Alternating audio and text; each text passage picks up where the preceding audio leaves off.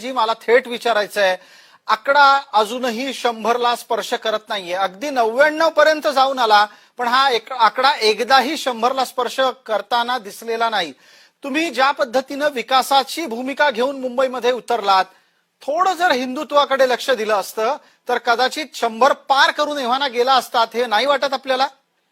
नाही प्रसादजी, बघा 99 असो किंवा 100 असो, हे आमचं जे यश आहे खूप मोठं आहे. आज तुम्ही बघा, हिंदुत्व किंवा विकास हा आम्ही कुठेच सोडला नाही ना. हिंदुत्वावरही आमचा विचार सतत येत होता बाहेर, आणि विकासावरही आहे. तर पहिले तर देवेंद्रजीच्या नेतृत्वात जे आम्ही विकासाचं राजकारण करतोय पूर्ण महाराष्ट्रात, तर विकासाचा अजेंडा आम्ही पहिले ठेवला. कारण मुंबईकर 25 वर्षापासून या उभाटाच्या कार्यभारावर एकदम त्रस्त होते, आणि त्यांना आज आपल्या बेसिक गोष्टींसाठी पण लढावं लागत होतं. पावसाळ्यात पाणी साचतंय, रस्त्यात खड्डे आहे. तर मला असं वाटतं की हिंदुत्व तर आम्ही जपलेलंच आहे, आणि आमचं हिंदुत्व व्यापक आहे. याच्यात असं नाही आहे की समाजाचा कोणता एक व्यक्ती आहे त्याला आम्ही एक्सक्लूड करतोय.